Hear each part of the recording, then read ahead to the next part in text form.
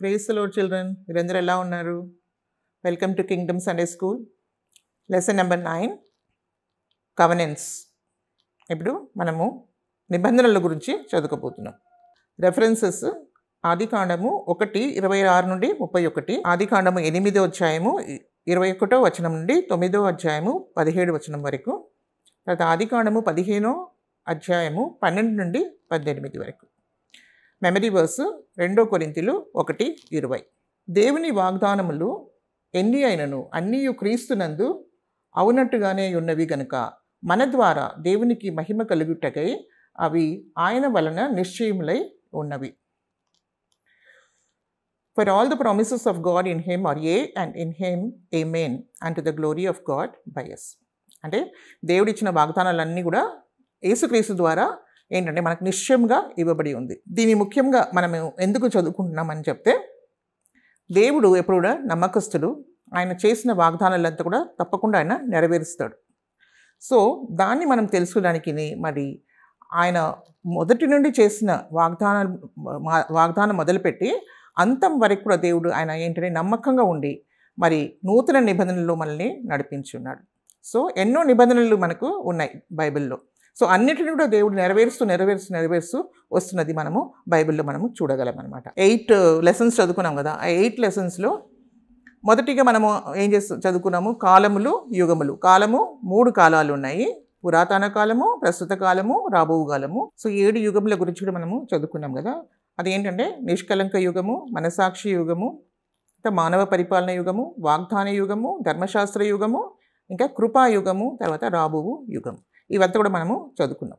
So దాంట్లో మనం ఏం చదువుకున్నామంటే, దేవుడు ఏ విధంగా ఆయన పరిపాలనని ప్రతి యుగములో ఆయన క్రమంగా ఆయన చేస్తూ వచ్చాడు.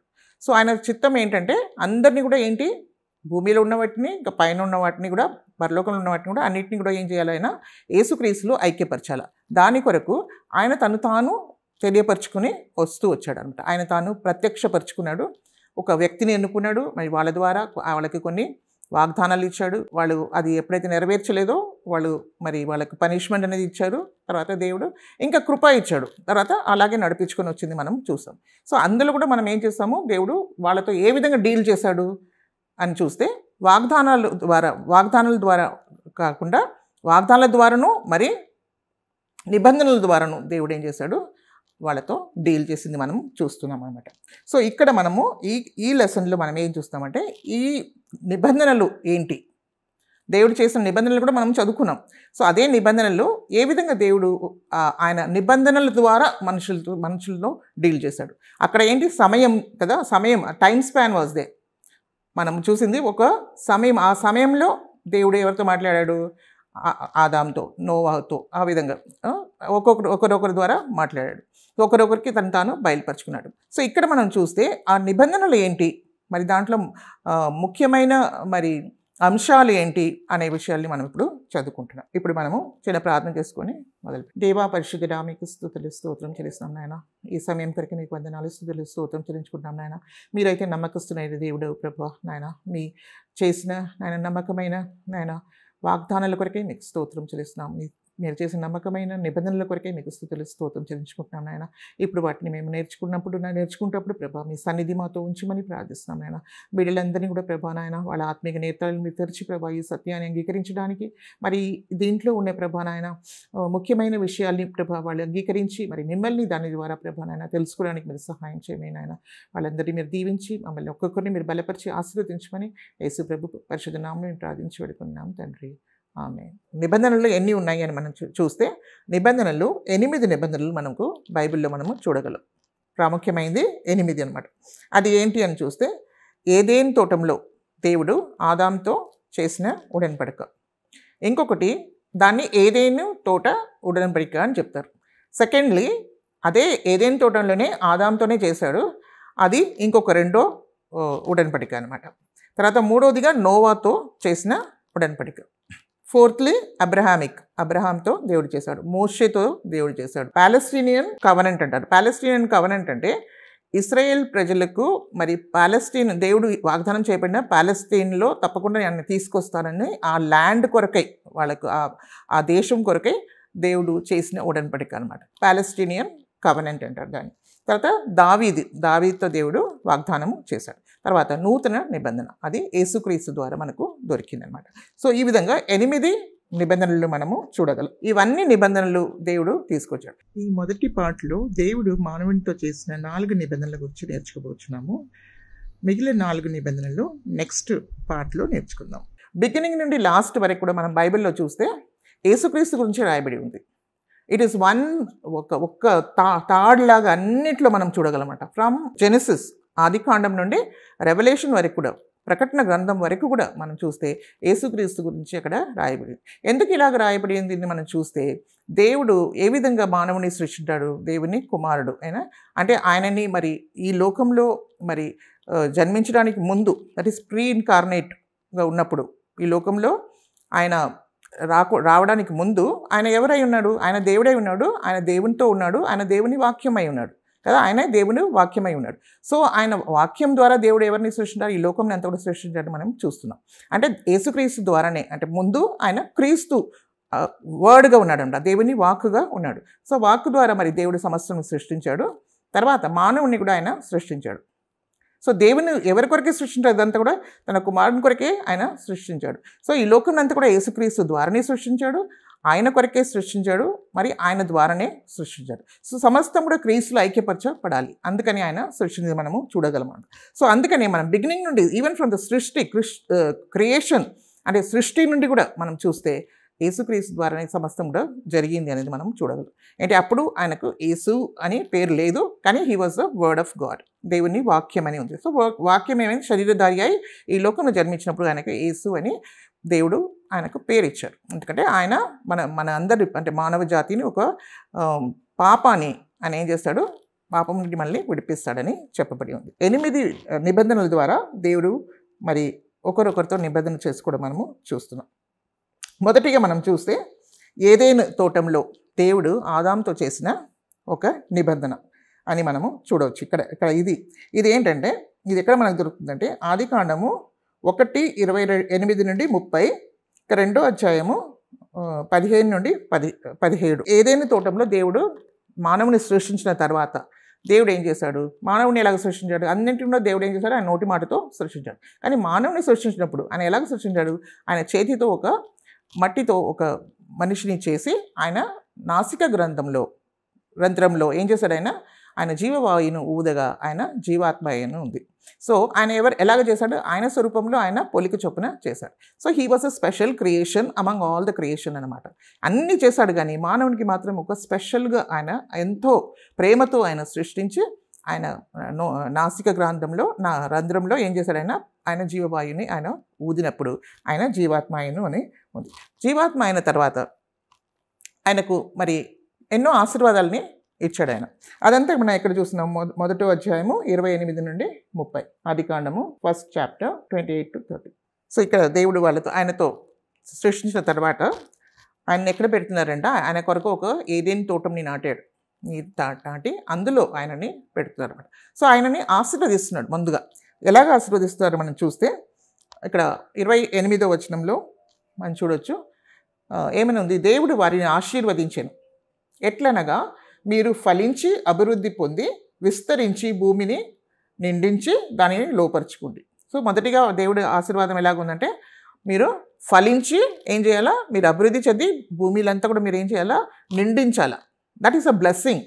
తర్వాత దాన్ని ఏం చేయాలా? లోపరుచుకోవాలి. తర్వాత సముద్రపు చేపలు, ఆకాశ పక్షులు, భూమి మీద ప్రాకు ప్రతి జీవిని ఏలుడని దేవుడు వారితో చెప్పాను. తర్వాత దేవుడు సృష్టించిన సమస్తం అన్నిటిని కూడా దేవుడు ఏం చెప్పాడు? ఆదాముకి అప్పగించాడు, చేసి వీటిని ఏలండి మీరు అని వాళ్ళని రూలర్గా చేశారు. So rule, that is the main keyword they.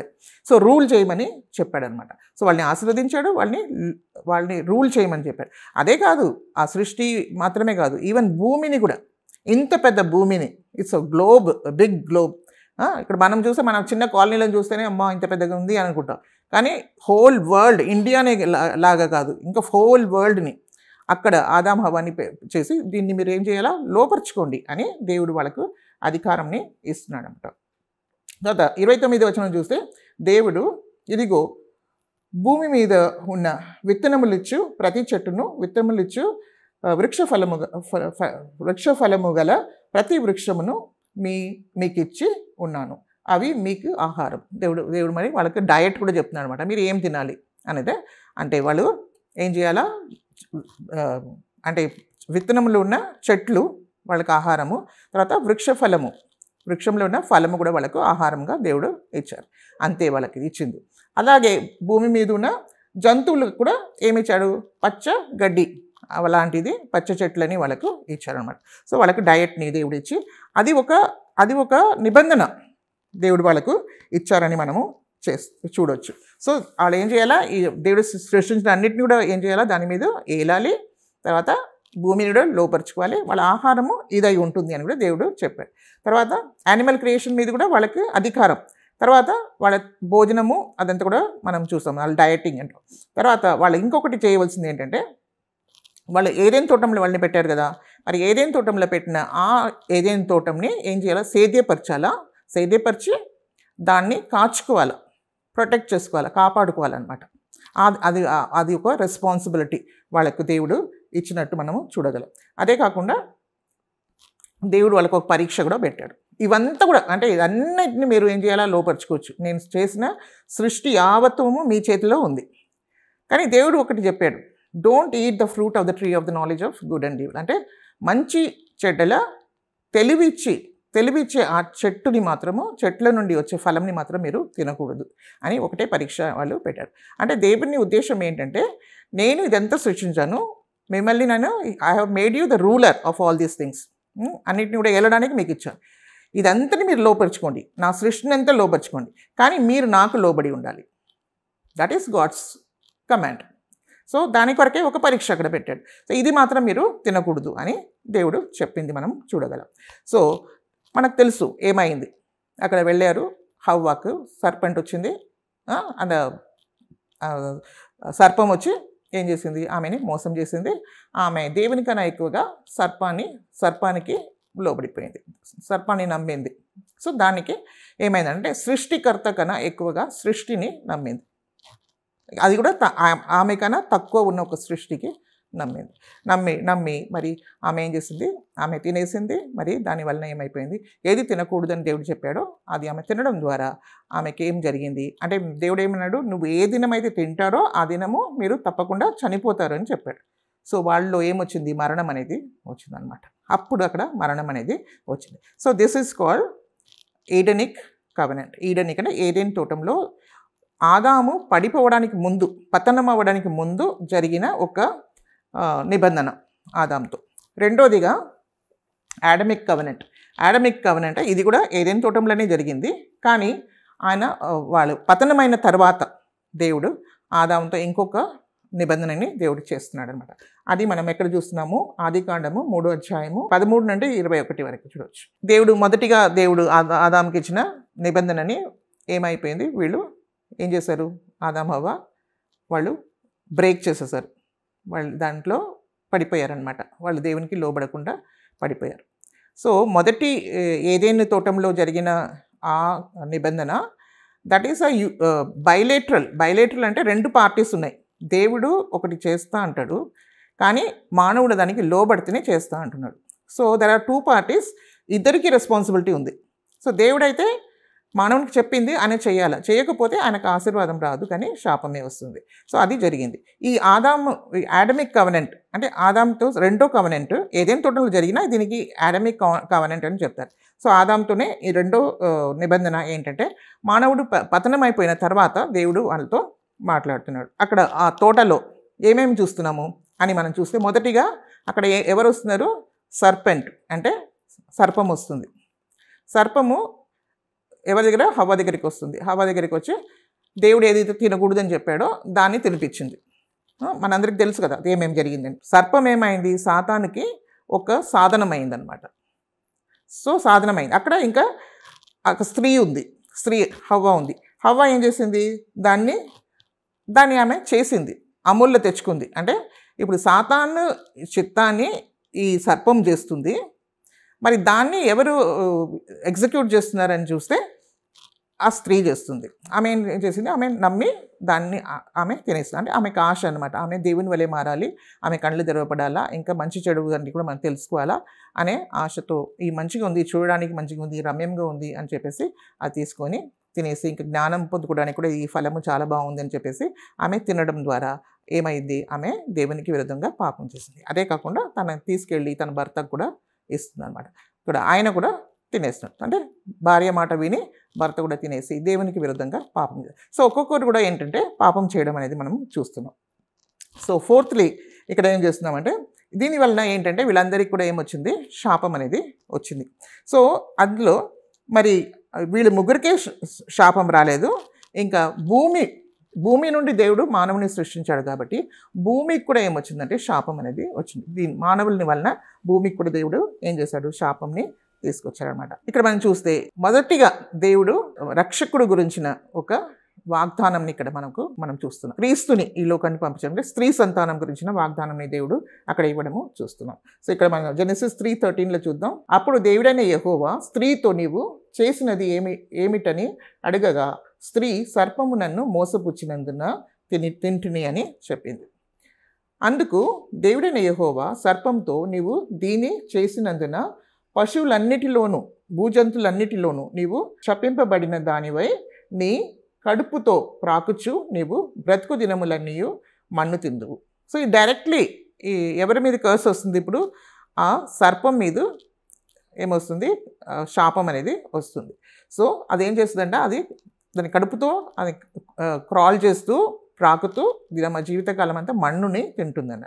తర్వాత మరియు నీకును స్త్రీకిను నీ సంతానమునకును ఆమె సంతానమునకును వైరము కలుగజేస్తుందను, అది నిన్ను తల మీద కొట్టును, నీవు దానిని మెడిమ మీద కొట్టుదావని చెప్పాను. సో దాని ఇంకా సెకండ్, ఇప్పుడు ముందు ఏంటంటే ఆ సర్పానికి ఫస్ట్ ఏదైతే సాధనంగా వచ్చిందో దానికి దేవుడు ఏమిస్తున్నాడు, ఒక శాపంని ఇస్తున్నాడు. ఇప్పుడు ఈ సర్పాన్ని వాడుకున్న సాతానుకు ఇది సెకండ్గా మనం చూస్తున్నాం. మరియు నీకును స్త్రీకిను, అది ఎవరితో చెప్తున్నాడు ఆయన, సాతాన్తోనే చెప్తున్నాడు అనమాట. సాతానికి ఇంకొక పేరు కూడా ఉంది తెలుసా, ఆది సర్పం అని ఉంది కూడా, ఆది సర్పం అంటారు సాతాన్ని. సో మరియు నీకును స్త్రీకిను నీ సంతానముకును ఆమె సంతానముకును వైరము కలుగజేసేదను, అది నిన్ను తల మీద కొట్టును, నీవు దాన్ని మరిమ మీద కొట్టుదవని చెప్పాను. It's the first promise to man kind regarding the redeemer అనే రక్షకుడు గురించిన ఒకటి. అంటే స్త్రీ సంతానం అనేది ఇక్కడ చాలా క్లియర్గా ఉంది. స్త్రీ సంతానం అంటే he will come through a virgin birth, అంటే ఒక కన్యక గర్భంలో ఆయన జన్మిస్తారు. అదే స్త్రీ సంతానం అని రాయబడి ఉందన్నమాట. ఆయన స్త్రీతో, నీ ప్రయాసమును గర్భవేదనను నేను మిక్కిలి హెచ్చించుదను, వేదనతో పిల్లలను కందువు, నీ భర్త ఎడల నీకు వాంఛ కలుగును, అతడు నిన్ను ఏలునని చెప్పాను. స్త్రీకు ఇది చెప్పాడు. మొదటిగా సాతాన్ని దేవుడు శపించాడు, వాగ్దానం ఇచ్చాడు. తర్వాత స్త్రీతో చెప్తున్నాడు, ఆమెకు వచ్చిన శాపం కూడా మనం చూస్తున్నాం. 17th verse ఏమనుంది, ఆయన ఆదాముతో, నీవు నీ భార్య మాట విని తినవద్దని నేను నీకు ఆజ్ఞాపించిన వృక్ష ఫలమును తింటివి కనుక నీ నిమిత్తము నేల శపింపబడి ఉన్నది. ప్రయాసముతోనే నీవు బ్రతుకు దినములన్నీ దాన్ని పంట తిందువు, అది ముండ్ల తుప్పలను గచ్చ పొదలను నీకు మొలిపించును, పొలములోని పంట తిందువు, నీవు నేలకు తిరిగి చేరు వరకు నీ ముఖపు చెమట కార్చి ఆహారము తిందువు, ఏలయనగా నేల నుండి నీవు తీయబడితేవి, నీవు మన్నే గనుక తిరిగి మన్నైపోదువని చెప్పాను. సో ఈ విధంగా దేవుడు ఇదంతా కూడా చెప్పాడనమాట. సో ఆదాముకు కూడా దేవుడు ఏం చేశాడు, శాపంని ఇచ్చాడు. తర్వాత భూమిని కూడా దేవుడు శపించాడు. తర్వాత ఇంకొకటి చాలా ఇంపార్టెంట్, ఇది ఇక్కడ ఇంకొకటి ఏంటంటే, వెంటనే దేవుడు ఏం చేశాడు, ఒక పని చేశాడు. అక్కడ ఒక పని జరిగినట్టు మనం చూస్తున్నాం. అదేంటంటే, అక్కడ దేవుడైన యెహోవా ఆదాముకును అతని భార్యకును చర్మపు చొక్కయిలను చేయించి వారికి తొడిగించాడు. సో చర్మపు చొక్కలు కూడా వెంటనే ఆయన వాళ్ళకి ధరించారు. ఎందుకంటే వాళ్ళు దిగంబరులు అయ్యారు. అంజీరపు ఇది ఉంటాయి కదా ఆకులు, అవి తీసుకొని తాను కప్పుకోవడానికి ప్రయత్నం చేశారు. కప్పుకున్నారు, కానీ అది దేవుని ముందు నిలబడలేదు. సో అక్కడ ఏం జరగాలనేది అక్కడ తెలియపరచబడుతుంది. అక్కడ చర్మపు చొక్క ఇవ్వాలంటే ఒక ఒక ఒక జంతువు అక్కడ ఏమవ్వాలి, బలి అర్పించబడాలి, అక్కడ రక్తం కాచిపడాలి. దట్ ఈస్ ద సైన్ దేవుడు ఇచ్చాడు. అక్కడ ఏంటంటే యేసుక్రీస్తు రాబోతున్నారు, స్త్రీ సంతానం రాబోతున్నాడు. ఆయన ఏం చేస్తాడు, ఆయన సర్పం తలని చెతగదొక్కుతాడు. తర్వాత సర్పం ఏం చేస్తుంది, ఆయన పాదములను ఏం చేస్తుంది, అది కొట్టుతుందంట. కొట్టుతుందంటే యేసుక్రీస్తు మరణిస్తారు అనేది. సో అక్కడ ఒక మరణం అనేది అక్కడ జరుగుతుంది. In future that is going to happen. అది ప్రామిస్గా ఉంది, ఇప్పుడు వాగ్దానము. కానీ ఆ వాగ్దానము నెరవేర్చబడుతుంది. కానీ దానికి ఒక ఆధారంగా దేవుడు ఏం చూస్తున్నారు, అక్కడ ఒక చర్మపు చొక్కని వాళ్ళకి ఇస్తున్నారు. So that is the sign which God has given to Adam and Eve అనమాట. అక్కడ నుండి దేవుడు వాళ్ళని బయటికి వెళ్ళగొట్టేస్తున్నారు. ఏదైనా తోటం నుండి వాళ్ళు వెళ్ళిపోతున్నారు. ఎందుకు వెళ్ళిపోతున్నారు అంటే అక్కడ జీవవృక్షము ఉంది. ఆ జీవవృక్షం ఫలము వాళ్ళు తిని, ఈ పాపలైన వీళ్ళు ఆ జీవవృక్ష ఫలంని తింటే వాళ్ళు ఇంకా ఎప్పటికీ మరణించకుండా ఉంటే లోకం అంతా కూడా ఏమైపోతుంది, చాలా ఘోరంగా సాతాన్ కింద, అంటే ఎప్పటికీ శాశ్వతంగా సాతాన్ చేతి కింద ఉండిపోతుంది అన్నమాట. కానీ అది కాకుండా దేవుణ్ణి మరి అంటే స్త్రీ సంతానంగా వచ్చే మెస్సాయా వస్తాడు. మరి అంతవరకు కూడా ఏంటంటే దేవుడు దేని ద్వారా, ఆ బలి అర్పణల ద్వారానే దేవుడు ఏంటి, మనము దేవునికి అంగీకారంగా ఉంటాము అని చెప్పేసి దేవుడు ఇక్కడ బయలుపరిచింది మనము చూస్తున్నాం. సో ఈ విధంగా మరి సెకండ్ కవెనెంట్, రెండోది ఆదాము ఇచ్చిన కవెనెంట్ని దేవుడు ఇచ్చారు. సో దీనికి వచ్చిన కాన్సిక్వెన్స్ ఏంటి, దీని ద్వారా ఏం జరిగింది అని మనం చూస్తే, వీళ్ళకు మంచి చెడు తెలుసుకునే మనసాక్షి వాళ్ళకు కలిగింది. సో మనసాక్షి వాళ్ళకి కలిగింది కదా. So this is a dispensation of conscious అనేది వస్తుంది అనమాట. సో ఆ డిస్పెన్సేషన్ ఆఫ్ కాన్షియస్ అంటే మనసాక్షి యుగంలో ఇది జరుగుతుంది. సో మొదటిది మనం ఏదైనా తోటంలో మొదటిగా మనం చూస్తే అది నిష్కలంక యుగంలో జరిగింది. ఇది ఏదైనా తోటంలోనే ఆదాంతో పతనం అయిపోయిన తర్వాత వచ్చింది. ఇది ఇక్కడ దీని ద్వారా జరిగింది ఏంటంటే మనసాక్షి యుగంలో ప్రవేశిస్తున్నాం. సో ఆ మనసాక్షి యుగము మరి వచ్చినప్పుడు వాళ్ళకేంటి, మంచి చెడు వాళ్ళకి తెలుసు. సో వాళ్ళే కోరుకున్నారు. కాబట్టి దేవుడు మంచివాడు, ఆయన పరిశుద్ధుడు కాబట్టి దేవుని ముందు వాళ్ళు ఏం చేయాలా, పరిశుద్ధంగా ఉండాలా, మంచిదిని కోరుకోవాలా, కానీ చెడుని కోరుకోవద్దు. That is the condition. కానీ వాళ్ళు ఏం చేశారనేది మనము చూడగలం. దాని తర్వాత ఏమేమి జరుగుతాయి, ఆదాము, ఏబేలు, తర్వాత కయీను, వీళ్ళిద్దరు ఉంటారు. తర్వాత ఏబేల్ని ఆయన చంపేస్తాడు కయీను మరి ఆయన సంతతి అంతా కూడా పాపంలో వెళ్ళిపోతారు, దేవుని నుండి దూరం అయిపోతారు. దేవుడి తర్వాత ఎవరిని ఎన్నుకుంటాడు, సేతుని ఎన్నుకుంటారు. సేతు ద్వారా అనేకుల్ని, మరి సేతు, నోవాహు, అబ్రహాము, వీళ్ళ ద్వారా దేవుడు ఏం చేయాలి, ఆయన చిత్తంని నెరవేర్చుకోవాలని కోరుకుంటాడు. కానీ అబ్రహాము వీళ్ళందరూ రావడానికి ముందు ఏం జరుగుతుంది, సేతు వాళ్ళు వస్తారు, సేతు నుండి నోవా వస్తారు. కానీ ఏమైపోతుందండి, అందరూ కూడా ఏమైపోతారు, లోకంలో అందరూ కూడా పాపంలో పడిపోయి, దాని నిమిత్తమై దేవుడు ఏం చేస్తాడు, అక్కడ ఒక గొప్ప ఫ్లడ్స్ని అంటే వరద ద్వారా దేవుడు ఆ భూమిని ఏం చేశాడు, నాశనం చేశాడు. ఈ ఆడమిక్ కవెనెంట్ ద్వారా అయిపోయిన తర్వాత. ఎందుకంటే వాళ్ళ కాన్షియస్ని వాళ్ళు యూస్ చేసుకోలేదు, వాళ్ళ మనసాక్షిని వాళ్ళు యూస్ చేసుకోకుండా వాళ్ళు పాపంలో, వాళ్ళ ఇష్టం అనుసారంగా పాపంలో వెళ్ళారు. కాబట్టి వాళ్ళకు ఏమొచ్చింది, పనిష్మెంట్ ఏంటంటే ఒక పెద్ద వరదలను వచ్చి మరి పూర్తిగా మానవులందరినీ ఏం చేశాడు, దేవుడు నాశనం చేశాడు. ఎక్సెప్ట్ నోవాహు, ఆయన ఫ్యామిలీ, ఆయన కుటుంబం, అంటే 8 పీపుల్ అనమాట, 3 కుమారులు, మరి ఈ నోవాహు మరి ఆయన భార్య, 8 మంది మాత్రమే కాపాడబడినారు అనేది మనం చూస్తున్నాం. So that is Adamic covenant. So మూడవదిగా నోవాహుతో దేవుడు చేసిన ఒక నిబంధన గురించి మనము చూద్దాం. సో ఇప్పుడు ఏమైపోయింది, లోకం అంతా మనసాక్షి యుగంలో దానికి పనిష్మెంట్ ఏంటి, అదంతా కూడా భూమి అంతా కూడా ఏంటి, వరదలతో నీటితో ముంచివేశాడు. సో అందరూ కూడా చనిపోయిన తర్వాత లాస్ట్లో మిగిలిన వాళ్ళు ఎవరు, 8 మంది. సో వాళ్ళు ఈ ఫ్లడ్స్ తర్వాత దేవుడు ఏంటంటే నోవాతో నిబంధన చేసుకున్నాడు అనమాట. సో నోవా ఏం చేశాడు, ఆయన ఒక్కడు మాత్రమే నీతిమంతుడుగా ఉన్నది మనం చూడవచ్చు. సో ఆయన ఏం చేశాడు, ఆయన ఇదంతా అయిపోయిన తర్వాత ఈ ఫ్లడ్స్ తర్వాత ఏం చేశాడంటే ఆయన భూమి మీద, మరి నూతన భూమి మీద వస్తాడు, అంటే ఫ్లడ్స్ తర్వాత వచ్చిన భూమి మీద ఆయన ఉంటాడు. సో అక్కడ ఉన్నప్పుడు ఆయన ఏం చేస్తాడు, ముందుగా దేవునికి అంత మనము 20వ వచనంలో చూడవచ్చు, 8వ అధ్యాయం 20వ వచనంలో, అప్పుడు నోవహు యెహోవాకు బలిపీఠము కట్టి పవిత్ర అన్నిటిలోనూ పవిత్ర పక్షులన్నిటిలోనూ కొన్ని తీసుకొని ఆ పీఠం మీద దహన బలి అర్పించను. అప్పుడు ఆయన ఏం చేస్తాడంటే దేవునికి దహన బలిని దేవుడికి అర్పించమన్నాడు. పరిశుద్ధమైన వాటిని పశువులు మరి పక్షులన్నిటిలో నుండి పరిశుద్ధమైంది, పవిత్రమైంది అవి తీసి దేవునికి ఏంటి ఆయన బలి అర్పించడం అనేది మనం చూస్తున్నాం. సో బలి అర్పించాడు, మరి దాన్ని దేవుడు అంగీకరించాడని కూడా మనము చూడం. సో అప్పుడు యెహోవా ఇంపైన సువాసన నాగ్రహించిక మీదట నరుల బట్టి భూమిని మరలా శపించను అని దేవుడు చెప్పారు. 20 and 21లో చూస్తే, and Noah builded an altar unto the Lord and took of every clean beast and every clean fowl and offered burnt offerings on the altar. And the Lord smelled sweet savor. And the Lord said in his heart, I will not again curse the ground any more for man's sake.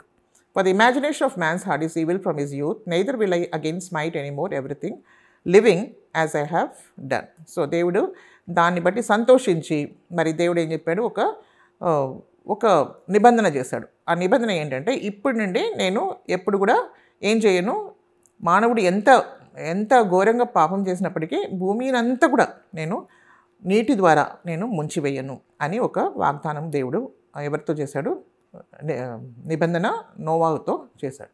So నోవాహుతో చేసిన ఈ నిబంధనకు ఒక గుర్తు కూడా ఇస్తాడు. అది ఏంటంటే ఇంద్రధనుస్సు, రెయిన్బోని కూడా దేవుడు ఆయనకు ఇచ్చాడు. సో ఇది నోవాహుతోనే కాదు కానీ మరి భూమి మీద ఉన్న సమస్త జీవులు, ఆల్ క్రియేషన్, ఆల్ సృష్టితోనే, అన్ని సృష్టితో దేవుడు చేసిన ఒక నిబంధన అనమాట. సో ఇది కూడా ఏంటంటే, దిస్ ఇస్ ఆల్సో యూనిలేటరల్, అంటే ఇది ఏకపక్షమైందనమాట. అంటే దేవుడు చేశాడు, దాని కొరకు వీళ్ళు చేయవలసింది ఏం లేదు, దేవుడు అది చేశారనమాట. అది యూనిలేటరల్ నిబంధన. అది ఇది ఎప్పుడు జరిగింది అంటే, ఏదైతే మానవ పరిపాలన ఉంది కదా, ఆ మానవ పరిపాలన మొదటిలో జరిగింది. మానవ పరిపాలన యుగంలో మొదటిలో ఇది జరిగింది. సో ఈ మానవ పరిపాలన కూడా దేవుడు ఏం కోరుకుంటున్నాడు, మానవ పరిపాలన ద్వారా దేవుని చిత్తాన్ని చేయాలని దేవుడు కోరుకుంటున్నాడు. So this is the condition God has kept it అనమాట. సో దీంట్లో మరి ఈ కవనెంట్లో, నోవాహుతో చేసిన కవనెంట్లో ముఖ్య అంశాలు ఏమి అని మనం చూద్దాం. మొదటిగా దేవుడు ఏం చెప్పాడు, ఈ లోకాన్ని నేను, ఈ భూమిని ఎప్పుడు కూడా నీటితో నేను ముంచెను, దాన్ని పాడు చేయను అని దేవుడు ఒక వాగ్దానంని ఇచ్చాడు. సెకండ్లీ, ఇప్పుడు ఎవరున్నారు, ఆదాం హవ్వ అయితే ఇప్పుడు లేరు. సో ఇప్పుడు నోవాహు ఆయన కుటుంబమే ఉంది కాబట్టి వీళ్ళకు కూడా ఆదాం హవ్వకి ఇచ్చిన ఆశీర్వాదాలందరినీ కూడా దేవుడు వీళ్ళకు కూడా ఇస్తున్నాడు అనమాట. ఏంటంటే, మీరు ఫలించి అభివృద్ధి చెంది భూమిని అంతా కూడా మీరు ఏం చేయాలా, నింపాలని దేవుడు చెప్పాడు. సెకండ్లీ, వాళ్ళకి ఏమన్నారంటే, అప్పుడైతే వాళ్ళకి ఏమి ఇచ్చారు, ఆహారము శాకాహారమే ఇచ్చారు కదా, ఫలాలు ఇంకా విత్తనములు ఇచ్చు పచ్చి మొక్కల ద్వారా వచ్చే అవి తినడం తప్ప వాళ్ళకి ఏమి ఇవ్వలేదు, వాళ్ళకు జంతువులను ఇవ్వలేదు. సో ఇక్కడ మనం చూస్తే ఈవెన్ ఫ్లెష్, మాంసంని కూడా వాళ్ళు తినాలని వాళ్ళకి ఏం చెప్పారు, వాళ్ళకి ఆ పర్మిషన్ని వాళ్ళకి ఇచ్చారు, అనుమతించాడు అనమాట. సో అది చేయొచ్చు, కానీ ఆ రత్నంని మాత్రం మీరు ఏం చేయొద్దు, మీరు తినొద్దు, తాగొద్దు, దాన్ని మీరు కింద పోసేయాలి, ఎందుకంటే దాంట్లో ప్రాణం ఉంది కాబట్టి దాన్ని మీరు ముట్టుకోవద్దు, కానీ దాని మాంసంని మాత్రం మీరు తినవచ్చు అని చెప్పేసి, అది flesh is permitted at that time, ఆ టైంలో చేశారనమాట. ఆ విధంగా హ్యూమన్ గవర్నమెంట్ని ఎస్టాబ్లిష్ చేశారు. సో వాళ్ళు మరి దేవుడు చెప్పిన మాటకు వాళ్ళు లోబడినారా, మరి దేవుడు వాగ్దానం ఇచ్చాడు కదా, ఎప్పుడు కూడా నేను ఈ లోకాన్ని నేను నీటితో నేను ముంచివేయనని చెప్పినప్పటికీ కూడా వాళ్ళకి ఏమొచ్చింది, వాళ్ళు ఏమనుకున్నారు, మేము అలా కాదు, భూలోకం అంతా కూడా మీరు వెళ్ళి మీరు నింపమన్నారు. కానీ వాళ్ళు అది చేయకుండా వాళ్ళు ఏం చేశారు, వాళ్ళు మాకు ఒక పట్టణాన్ని మేము కట్టుకుంటాము, ఇంకా దాంట్లో నుండి ఒక గోపురంని కట్టుకుంటాము అని చెప్పేసి అందరూ ఐక్యపడినారనమాట. అంటే దేవునికి విరుద్ధంగా, దేవునికి ఇచ్చిన వాగ్దానాన్ని వదిలిపెట్టి దేవుని నమ్మకుండా వాళ్ళు సొంత బలము, సొంత శక్తితో వాళ్ళు ఏం చేయాలనుకుంటున్నారు, అందరూ కూడా ఏకంగా కూడి వాళ్ళు ఏం చేశారు, ఒక గోపురాన్ని కట్టడం మొదలుపెట్టారు. అప్పుడు దేవుడు దిగి వచ్చి, అప్పుడు దేవుడు వాళ్ళ భాషను ఏం చేస్తున్నాడు, తారుమారు చేసేసి వాళ్ళని శిక్షిస్తున్నారనమాట. సో దాని ద్వారా వాళ్ళు ఏమైపోతారు, వాళ్ళు ఒక్కొక్క దేశానికి వెళ్ళిపోతున్నారు according to their language. So ఈ విధంగానే లాంగ్వేజ్ అనేది మార్పులు వచ్చినాయని మనము చూడగలం. సో వీళ్ళకి జరిగింది ఏంటి, కన్ఫ్యూజన్ ఆఫ్ లాంగ్వేజ్, అంటే భాషలు తారుమారైనాయి. అది కాకుండా వీళ్ళకి ఇచ్చిన సైన్ ఏంటి, గుర్తు ఏంటంటే రెయిన్బో, అదే ఇంద్రధనుస్సుని దేవుడు వాళ్ళకి సైన్గా ఇచ్చారనమాట. So this is all about the third covenant, Noahic covenant. నాలుగోది ఏంటి, అబ్రహామిక్ కవనెంట్. అబ్రహాంతో కూడా దేవుడు ఏం చేశాడు, నిబంధన చేసుకున్నారని మనకు తెలుసు. అది మనం అనేక ప్లేసెస్లో మనం చూడగలం. ఆదికాండము 15వ అధ్యాయము, మరి 17వ అధ్యాయము, 12వ అధ్యాయం నుండి స్టార్ట్ అవుతుంది. సో 12, 15, 17లో ఉందన్నమాట. సో ఇది కూడా ఏంటంటే ఇది కూడా యూనిలేటరల్ అంటే ఏకపక్షమైంది. అంటే దేవుడే వీళ్ళకి అబ్రహాముకు దేవుడు ఇస్తున్నాడు. సో దాంట్లో అది ఏంటంటే కృప ద్వారానే అది ఇదంతా కూడా దేవుడు ఇస్తున్నాడు అనమాట. అండ్ బైలేటరల్ అంటే ఇద్దరు చేయాలా అన్నప్పుడు అది కండిషన్స్ ఉన్నాయి అనమాట. సో ఇక్కడ మనము చూస్తే ఇది what's unilateral, only God in his grace వీళ్ళకి అబ్రహాంని దేవుడు ఎన్నుకోవడం జరుగుతుంది అనమాట. సో అప్పుడు ఏమైపోయింది, మనము అంటే మానవ పరిపాలన సమయంలో ఏమవుతుందంటే అక్కడ అందరూ కూడా ఏమైపోతారంటే విగ్రహారాధికులుగా మారిపోతారు. ఆ అంటే నిమ్రోదు దేవుని దృష్టిలో ఆయన ఏంటంటే ఒక మైటీ హంటర్, అంటే ఒక వేటగాడు అనమాట, ఒక పెద్ద వేటగాడు అని రాయబడింది. సో అంత వేటగాడు అంటే అది ఒక పాజిటివ్ మేనర్గా రాయబడలేదు. అదేంటంటే మనుషుల ఆత్మల్ని అంతా కూడా ఆయన దేవుని నుండి దూరం చేసినవాడు నిమ్రోద్. తర్వాత ఆయన ఏం చేశాడు, ఆయన అన్ని విగ్రహాలను స్థాపించింది ఆయనే. సో బ్యాబిలోన్ అంటాం కదా, ఇప్పుడు బాబిలోన్ అంటున్నాం కదా. So this all started from Nimrod only. So ఇదంతా కూడా హ్యూమన్ గవర్నమెంట్ ద్వారానే స్టార్ట్ అయింది అది. సో అక్కడ ఏంటంటే అందరూ కూడా ఏమైపోయారు, అందరూ కూడా విగ్రహారాధికులు మారిపోయారు. నిజమైన జీవం గల దేవుని తెలుసుకున్న వాళ్ళు ఎవరు లేకపోయారు. ఆ సమయంలో మరి దేవుడు అబ్రహాంని ఎన్నుకున్నాడు అనమాట. ఇది అబ్రహాంతో దేవుడు ఏం చేశాడు, ఒక నిబంధనని చేశాడు. అబ్రహాం ఏమై ఉన్నాడు, ఆయన కూడా ఒక విగ్రహారాధికుడే. ఆయన కూడా మెసొపొటేమియాలో ఉన్నాడు. తర్వాత ఆయన తండ్రి పేరు తేరా, ఆయన కూడా ఒక విగ్రహారాధికుడు. మరి వీళ్ళందరూ కూడా విగ్రహం చేసే వాళ్ళని కూడా చెప్తారనమాట. సో వీళ్ళకు మరి దేవుడు ఆయనని పిలిచాడు, ఆయనని రమ్మని చెప్పాడు. మీ తండ్రి ఇంటిని వదిలిపెట్టు, మీ ఊరిని వదిలిపెట్టు, నేను నీకు చూపించే స్థానంకి దేశానికి నువ్వురా, నీకు నేను అది వారసత్వంలో ఇస్తాను అని దేవుడు ఆయనకు వాగ్దానం చేసింది మనము చూడగలం. సో అబ్రహాం ఏం చేశాడు, దేవుని మాటకు లోబడినాడు. దేవుని మాటకు లోబడడం ద్వారా మరి దేవుడు ఆయనని ఎన్నుకున్నాడు అనమాట. సో ఆ విధంగా మనం చూస్తే అబ్రహాంతో అనేక విధమైన ఆశీర్వాదాలని దేవుడు ఇస్తాడు. 12వ అధ్యాయంలో మనం చూస్తాం, ఆయన దేవుడు ఏమన్నాడు, నేను ఆశీర్వదిస్తాను, నీ పేరుని గొప్ప చేస్తాను నీకు. 12వ అధ్యాయం మనం చూద్దాము. 12వ అధ్యాయంలో ఏమనుంది, యెహోవా నీవు లేచి నీ దేశము నుండి, నీ బంధువుల యొద్ద నుండి, నీ తండ్రి ఇంటి నుండి బయలుదేరి నేను నీకు చూపించు దేశమునకు వెళ్ళము. నిన్ను గొప్ప జనముగా, దేవుడు ఏమంటున్నాడు, నిన్ను గొప్ప జనముగా చేసి నిన్ను ఆశీర్వదించి నీ నామమును గొప్ప చేసేదను. నీవు ఆశీర్వాదముగా నొందువు. నిన్ను ఆశీర్వదించు వారిని ఆశీర్వదించెను, నిన్ను దూషించు వారిని శపించెదను. భూమి యొక్క సమస్త వంశములు నీ యందు ఆశీర్వదించబడినని అబ్రహాముతో అని. సో ఇక్కడ దేవుడు ఎన్నో ఆశీర్వాదాలు దేవుడు ఇచ్చాడు. దేవుడు ముందుగా ఏమిచ్చాడు, ఆయనకు ఒక సంతానంని ఇస్తాడు. అప్పుడు అబ్రహాంకి సారాయికి సంతానం లేదనమాట. సో అప్పుడు ఆయన వయసు 75 years, 75 సంవత్సరం. సో ఆయనకు సంతానం లేదు. నీకు ఒక సంతానంని ఇస్తానన్నాడు, నీకు ఒక దేశంని ఇస్తా అన్నాడు. తర్వాత అన్ని లోకంలో ఉన్న అందరినీ కూడా, అన్ని వంశాలని నీ ద్వారా నేను ఆశీర్వదిస్తానని చెప్పాడు. సో ఇంకొక ఆశీర్వాదం ఏంటంటే స్త్రీ సంతానము రావాల్సిన ఒక వంశము అబ్రహాం అనమాట. ఇప్పుడు అబ్రహాంని దేవుడు ఎన్నుకుంటారు. ఇంకా వేరే వాళ్ళు అందరూ కూడా పాపం చేసి అందరూ కూడా ఏమైపోయారు, విగ్రహారాధికులా మారిపోయారు. దేవుని మాటని అబ్రహాం విన్నాడు కాబట్టి అబ్రహాము దేవుడు ఏం చేశాడు, ఆయనని ఎన్నుకొని మరి ఆయన ద్వారా మరి స్త్రీ సంతానాన్ని లోకంలో తీసుకురావడానికి ఆ వాగ్దానం అబ్రహాముకు దొరికిందనమాట. అదే కాకుండా దేవుడు ఏమన్నాడు, నీకు ఒక సంతానం ఇస్తానన్నాడు, తర్వాత నీకు ఒక దేశంని ఇస్తానన్నాడు. అది ఎక్కడి నుండి ఎక్కడ ఉంటుందంట, ఐగుప్తు నది నుండి యూఫ్రేటస్ నది వరకు ఉంటుందంట. ఇట్స్ వెరీ బిగ్ అనమాట. ఇది చాలా చాలా పెద్దది. అసలు ఈ బౌండరీస్తో ఉన్న ఆ ప్లేస్ ఇంతవరకు వాళ్ళకి దొరకలేదు. కానీ ఇది దొరుకుతుంది వాళ్ళకి. ఎప్పుడు దొరుకుతుంది, అప్పుడు 1000 ఏళ్ల పరిపాలన ఉంటుంది కదా, యేసుక్రీస్తు ఈ లోకానికి వచ్చినప్పుడు 1000 ఏళ్ల పరిపాలన ఎప్పుడైతే ఆయన స్టార్ట్ చేస్తారో అప్పుడు ఇశ్రాయేల్ ప్రజలకు ఈ బౌండరీతో ఉన్న ప్లేస్ దొరుకుతుందన్నమాట. అప్పుడు వాళ్ళు పూర్తిగా ఈ ప్రామిస్ అంటే ఈ వాగ్దానము ఇది నెరవేర్చబడుతుంది. సో అది కాకుండా ఇంకొకటి ఇచ్చాడు దేవుడు. అబ్రహాము సంతానము ఏమవుతారంట, ఒక వేరే దేశంలో వాళ్ళు ఏమైపోతారు, వాళ్ళు అక్కడ ఒక పరదేశులుగా ఉండి వాళ్ళు అక్కడ స్లేవ్స్గా, అంటే అప్పుడు దేవుడు అబ్రహాంతో ఇంకేమంటున్నాడంటే, నీ సంతతి వారు తమది కాని పరదేశమందు నివసించి ఆ దేశపు వారికి దాసులుగా నొందురు.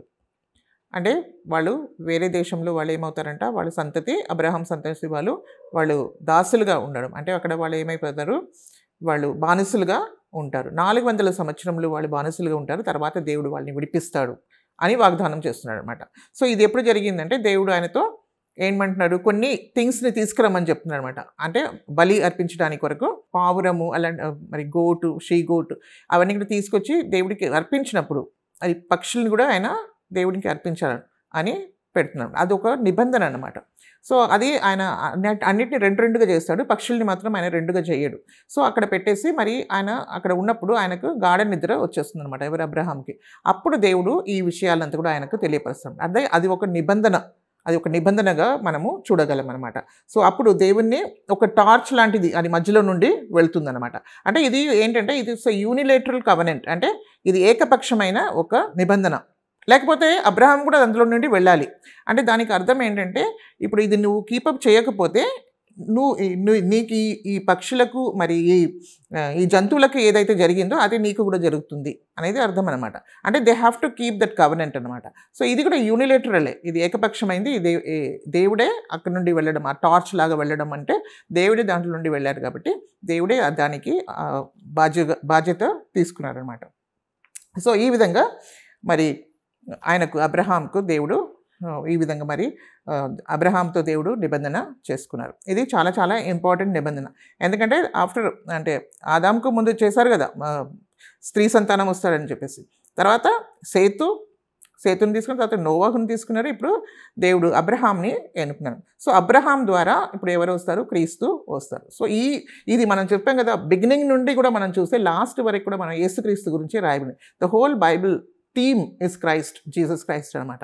సో అందుకనే మనం చూడవచ్చు అబ్రహాంని ఇప్పుడు దేవుడు ఎన్నుకున్నది చూస్తున్నాం. వాగ్దాన యుగంలో ఇది వస్తుంది. ఈ అబ్రహాంతో చేసిన నిబంధన ఎలాగొస్తుందంటే వాగ్దాన యుగంలో ఇది జరుగుతుంది అనమాట. సో ఇందులో ఇలాగ జరిగిన తర్వాత ఇప్పుడు ఏమవుతుందంటే వాళ్ళకు ఒక గొప్ప ఏమొస్తుంది, అక్కడ ఒక పెద్ద పనిష్మెంట్ ఏంటంటే అక్కడ ఒక పెద్ద కరువు వస్తుంది. ఎక్కడ ఐగుప్తులో కరువు వచ్చినప్పుడు తర్వాత వాళ్ళు మరి యోసేపు అక్కడ ఉంటాడు. మరి తర్వాత అబ్రహాము, ఇసాకు, యాకోబుని దేవుడు ఎన్నుకుంటారు. మరి యాకోబుకు కలిగిన యోసేపు మరి ఆయన నమ్మి వేయడం ద్వారా మరి ఆయన ఐగుప్తుకు వెళ్ళడము, మరి యాకోబు అక్కడ ఆహారం లేకపోవడం ద్వారా ఏం చేశాడు, ఆయన కూడా ఐగుప్తుకు వెళ్ళడము జరిగింది. మరి వాళ్ళు అక్కడే ఉండిపోతున్నారు, ఐగుప్తులోనే ఉండిపోతున్నారు. అక్కడ ఏమైపోయారు, వాళ్ళు బానిసలు అయిపోయారు.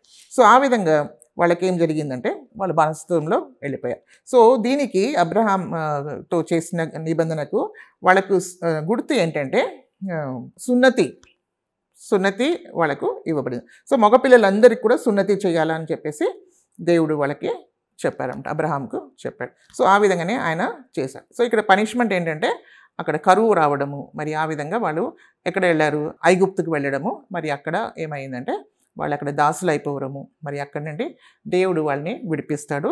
అక్కడ వస్తుంది ఏంటి అంటే మోసాయిక్ కవెనెంట్, మోషే ద్వారా మరి దేవుడు ఇశ్రాయేల్ ప్రజలతో, ఇప్పుడు ఎవరయ్యారు, ఇప్పుడు ఇశ్రాయేల్ ప్రజలు అయిపోయారు. దేవుడు అబ్రహాంతో దేవుడు నిబంధన చేశాడు. అబ్రహాము, ఇసాకు, యాకోబు, అబ్రహాంకి ఇద్దరు కుమారులు, మరి ఇసాకు కూడా ఇద్దరు కుమారులు అయినప్పటికీ అబ్రహాం, ఇసాకు, యాకోబే దేవుడు ఎన్నుకున్న ఒక వంశం అనమాట. సో వాళ్ళ ద్వారా మరి దేవుడు మరి ఏం చేశారు, ఇప్పుడు వాళ్ళ ఇశ్రాయేల్ ప్రజలందరూ అది ఒక పెద్ద జనాంగంగా వాళ్ళు మారిపోయారు. వాళ్ళు ఇప్పుడు ఎక్కడ ఉన్నారు, ఐగుప్తులో ఉన్నారు. సో ఐగుప్తులో వాళ్ళు దాసులుగా ఉన్నప్పుడు దేవుడు ఏం చేస్తున్నారు, వాళ్ళని విడిపించడానికి వస్తున్నారు అనమాట. ఎందుకంటే దేవుడు అబ్రహాంకు ఏం చేశారు, వాగ్దానం చేశారు. సో ఆ సమయము సంపూర్తి అయినప్పుడు 400 సంవత్సరములు అని చెప్పబడింది. ఆ 400 సంవత్సరం అయిపోయిన తర్వాత దేవుడు ఇంకొకరిని దేవుడు ఎన్నుకొని వాళ్ళ ద్వారా ఇశ్రాయేల్ ప్రజల్ని విడిపించడానికి ముందుకు వస్తున్నారు అనమాట. సో ప్రతి చోట మనం చూస్తే దేవుడు ఏం చేస్తున్నాడు, ఎంతో నమ్మకంగా మరి ఆయన చేస్తూ వస్తున్నాడు. అది ముందేనే వాళ్ళకు తెలియపరుస్తున్నాడు. అదేవిధంగా ఆయన చేయడము మనము చూస్తున్నాం. ప్రార్థన చేసుకొని మనం ముగించుకుందాం. Hallelujah, hallelujah, hallelujah. Father we praise you, praise you, praise you. దేవా మీకు స్తుతులు స్తోత్రం చెల్లిస్తున్నాను నాయన. గొప్ప దేవా మీరు ప్రభా నాయన, నిబంధనతో ప్రభా నాయన మీరు గొప్ప కార్యం చేసే దేవుడు ప్రభా, మీ నమ్మకమైన దేవుడవు ప్రభా నాయన. మీరు ఆయన చేసిన వాగ్దానము ప్రభా, ఏదైతే మీరు ఇచ్చారో ప్రభా, ఏదేం తోటంలో ప్రభా ఆదాముకి ఇచ్చిన ఆ వాగ్దానంని ప్రభా నాయన మీ ప్రియకుమారుడైన క్రీస్తులో నెరవేర్చి ప్రభా నాయన ఈ గొప్ప రక్షణని మీరు మాకు అనుగ్రహించున్నారు ప్రభా. ఎంతో ప్రభా నాయన మీ గొప్ప ప్రణాళికని మీరు కలిగి ఉన్నారు ప్రభా నాయన. నిత్యోత్వంలో ప్రభా నాయన మీ బిడ్డల్ని ప్రభా మీరు తీసుకెళ్లాలని కోరుకుంటున్నారు ప్రభా. మీరు ఎక్కడ ఉంటున్నారో ప్రభా, ఎంత మహిమలో ఉంటున్నారో ఆ మహిమలో మేము కూడా ఉండాలని మీరు కోరుకుంటున్నారు. కాబట్టి ప్రభా నాయన మమ్మల్ని మేము మీ బలమైన హస్తము సమర్పించుకున్నాం. విన్న ఒక్కొక్క బిడ్డని కూడా మీరు జ్ఞాపకం చేసుకోండి ప్రభా. చిన్నవాళ్ళేంటి పెద్దవాళ్ళేంటి ప్రభా, ప్రతి హృదయాన్ని మీరు వెలిగించండి ప్రభా. మీ సత్యవాకు ప్రభా వాళ్ళ హృదయంలో వెళ్ళడానికి, వాళ్ళు ఒక్కడొక్కడు రక్షణ పొందడానికి మీరు సహాయం చేయండి. ఇంకా రక్షణ పొందిన ప్రతి బిడ్డకు కూడా ప్రభా జయ జీవితం అనుగ్రహించండి. మేమైతే బలహీనం ప్రభా నాయన, మీ కృప మాకు అవసరం ప్రభా నాయన. మీ కృపలో మమ్మల్ని నిలబెట్టుకుని ఈ నూతన నిబంధనలో మేము ప్రభా ముందుకు సాగి ప్రభా మీ పెండ్లి కుమార్తె సంఘంలో మేము జీవించగలగడానికి నాయన, మీతో ఉండడానికి ప్రభా, మీ సేవలో మేము ఉండగలగడానికి నాయన, ఉండదు ఈ లోకంలో ఉన్న వరకు కూడా మీకు నమ్మకంగా ఉండడానికి ప్రభా మీ కృప మీ సన్నిధి మాకు అనుగ్రహించి, పరిశుద్ధాత్మ సహాయం మాకు అనుగ్రహించి మీరే మహిమగా ఎంత ప్రభావం పొందుకోవాల్సిందిగా యేసుక్రీస్తు అతి పరిశుద్ధ నామంలో మేము ప్రార్థించి వేడుకున్నాం తండ్రి. ఆమేన్.